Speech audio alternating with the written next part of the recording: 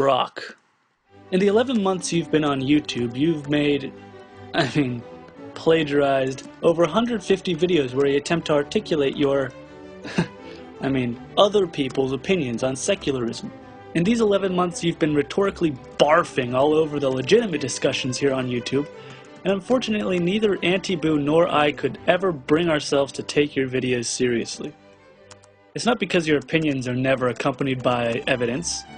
It's not because you're an admitted plagiarist in nearly everything you've produced. And it's not because you're a poster boy for what H.G. Frankfurt would call a bullshit artist. Most people can't take you seriously because every one of your videos is riddled with fallacies. Now, before I knew that you stole all your ideas, I thought you were simply hypocritical, attempting to point out fallacious arguments in others while blatantly committing hundreds yourself. But in the context of your plagiarism, I'm willing to give you the benefit of the doubt that you simply don't know what a fallacy is. And so as a favor, Antybu and I have decided to clear things up and give you a brief lesson. Whoever makes the positive claim in a debate bears the burden of proof. In other words, the person making the positive claim actually has to provide evidence in favor of that claim. But burden shifting is where a person attempts to throw their burden of proof onto an opponent. You do just this at the end of your video, Atheist Faith Claims, where you challenge atheists to prove that there isn't a God. That reminds me, Brock, somebody once sent me a PM telling me that you like to put number 2 pencils up your urethra. Can you prove that this isn't true? Because, in all sincerity, if the lead snapped off, you could do some serious damage. An ad hom is the fallacy of attacking one's character rather than their argument.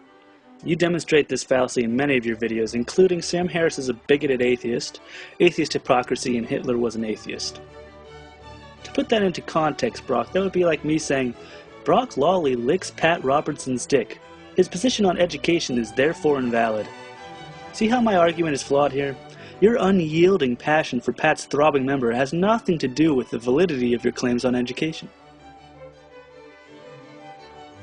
Similar to circular reasoning, begging the question is when you try to show your point by stating your point, which is shown in your video, God Made the Earth. When I say, Brock, your eyebrows are thicker than an Ayn Rand novel, and my reasoning for that is because your eyebrows are shit crazy thick, I'm begging the question. I haven't really said anything. The genetic fallacy is probably one of the lesser-known logical fallacies. This is basically when an argument is made based on something's origin rather than its current context. For example, in your video, Darwinian Racism, a Scientific Grounding, you argue that evolution has extremely racist implications because Darwin used terms like savages and lower races. Similarly, I'd be committing the genetic fallacy if I said that because your religion was founded by a group of superstitious, scientifically ignorant bigots, and that makes you a superstitious, scientifically ignorant bigot. Okay, bad example, but I think you get my point. Equivocation is the misinterpretation of one meaning of a word for another. An example of this might be you saying, I love God, and me replying with this artist's rendering of Brock sodomizing Jesus. You see, I've misinterpreted your use of the word love to mean vigorously reaming your lord in the pooper. Silly mistake, really. Basically, every one of your videos contains some sort of straw man. A straw man argument is changing the position of your opponent and arguing against points he or she doesn't actually hold. For example, Brock argues for intelligent design. Intelligent design is the belief that the universe came exploding out of his fat mother's vagina. You see, Brock, because intelligent design isn't actually the belief that existence itself is your fat mom's queef, it's a straw man argument. Quote mining is simply the act of quoting out of context in a way which distorts the original meaning. For example, in your video Reagan vs. Obama, you intentionally cut one of Barack Obama's speeches to make it sound as if he's claiming to be a Muslim. But when you restore the part which you removed, it's clear that he was actually talking about having lived in a Muslim country. This sort of thing is very easy to do. Just watch. This is an announcement to YouTube at large. I literally cut and paste all these old, haggard, tired, refuted arguments. This channel has always been and will always be nothing but an incestuous high five convention? Why deny morality itself? Here's the truth, guys. God cannot exist because there's way too much evil evident in this life. A God is so fraught with the illogical that one marvels in wonder at the modern day acceptance. The guy named DOS American Atheist, who I am not terribly familiar with, Sleeps with my wife. Therefore, God does not exist. An error of fact is just another way of saying a lie. Something that factually isn't true. For example, Brock wouldn't steal a thing. Fact check. Or Brock makes original and stimulating videos. Nope. Or Brock hates metrosexuals, and so therefore dislikes male modeling. Okay, let's see. Hates metrosexuals.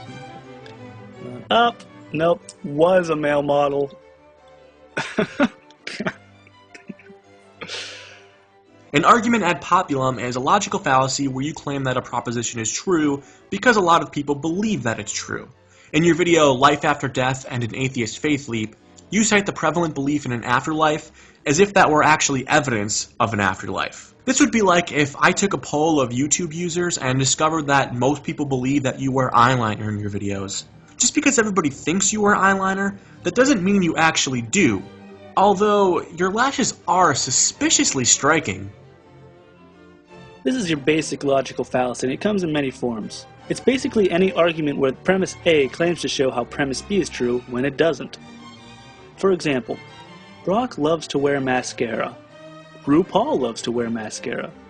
Therefore, Brock Lawley is a drag queen. Again, Brock, the similar taste in cosmetics does not show what it claims to show here. Don't be fooled. There are, of course, many other logical fallacies which you seem to use over and over and over again. Appeals to emotion, appeals to authority, the slippery slope fallacy, ad hoc fallacies, special pleading. Brock, you use more logical fallacies than hookers use condoms. So now that you're aware of some of these logical fallacies, we hope that maybe you'll be honest enough to make a few changes. But don't worry, we're not holding our breath.